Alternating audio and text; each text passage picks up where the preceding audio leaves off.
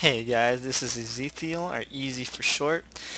Today I'm going to be talking about Path of Exile, and I'm going to be showing you, a little bit of the ins and outs of the game. I haven't been playing for very long, but I've been playing long enough to get a hang of it. Alright, so I'm going to be beginning with a Shadow class. I will be beginning with this class because it's probably the most versatile of the classes. There are two different leagues, the Hardcore League and the standard softcore league. Hardcore league in this game, once you die, you don't actually lose your character permanently, and you get the character sent back down to default. So it encourages hardcore play, and I think that's a pretty cool feature. Um, so we're going to be talking about some of the main concepts of the game. I only have about 10 minutes, so I got to go through this pretty quick. So I'm not going to be doing a lot of combat. You're going to find that the combat at the beginning of the game is a little bit clunky. It's not too bad as the game progresses. Once you start picking up attack speed, you start picking up movement speed, it becomes much better. Alright, so skills in this game are based off of these items called skill gems. You do not have spells per se, or that you gain on levels. They have these skill gems that you can socket into the same colored gems uh, in these weapons, and then you would get a skill. So let's see. Here you see we have three different skill gems to choose from as quest reward. We have Dual Strike, we have Fire Trap, and we have Freezing Pulse. Blue skill gems are usually spells. Green are usually dex-based attacks, and red skill gems are usually strength-based attacks. In order to socket these gems, you need the appropriate color in your weapon or armor. I'll show off that for now. Alright, so you have a stash. Your stash is shared between all your characters on that league. So all your characters on the hardcore league have access to the hardcore stash. All characters on the softcore league have access to the softcore stash. Um, you do have vendors.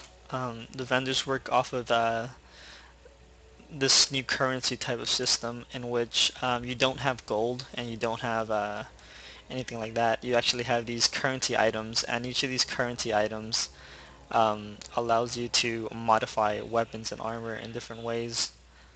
So for example, let's take this nailed fist, and these are the currency items I currently own. There are a few fair more than this, but here. Each of these currency items have different values in game, and those are player driven values. There's no actually set values. Uh, and they all do different things. So Orb of Transmutation upgrades a normal item to a magic item. So normal items are items like this, such as Whites. Orb of Regrets grants passive skill refund points. Gem Cutter Prisms improves the quality of a gem. So the gems can be improved in quality, which give them different attributes. This enchants a magic item with a new random property. Magic items can have up to, I believe, 2 magic properties, plus the implicit property, and rares can have up to 5 or 6. So there's a list of currency items in game. I will provide a link at the bottom of the video that you can check out. But let's show a little bit of the crafting system. So you have a white item. People will usually use these things called blacksmith whetstones on white items to increase the quality, which further increases the physical damage range.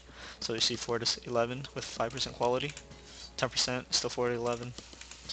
See, 15% is 5 to 12. So after you increase it, you would go ahead and enchant it, and you see I gained 12 dexterity, and if I use this one, it'll go ahead and add another property to it.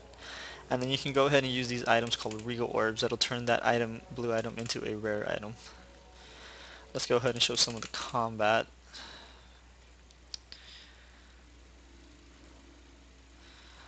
Alright, so as you can see, this is the starting zone right after the main city. You have your chests. Um, so let's talk about a little bit about the flask system, which I find really awesome. Uh, most ARPGs have potion systems in which you have to purchase your potions, and that can get a little daunting and annoying and grindy and tiresome. But in PoE, you actually have permanent flasks that are have charges on them. So consume 7 have these charges, and each time you kill a monster, a charge is added to your flasks. So the more monsters you kill, the more charges you have, the longer potions stay up. So as long as you constantly kill monsters, you will have potions to use. I think that's really awesome. I don't know of another game that actually has this type of potion system, but it is by far one of the best that I've personally had the privilege of playing with. Okay, let's go ahead and go back to town. So we'll exit here. Log in again real quick. Okay, so we're going to the leveling system. So once you're gaining enough XP, you know, you go to the next level. Yada yada. This is your skill tree. It's pretty fucking huge. So each class has a different starting point. This is the Shadow starting point. This would be the Ranger starting point, Duelist, Marauder, and this is Templar, and this would be your Witch. All classes can do all builds. You can have you know, a melee Witch. You can have a Caster Marauder, which is like the equivalent of a Barbarian in D3. And you have these. Each level you get a passive point, which you can put into any of these skills right here. They're all passives.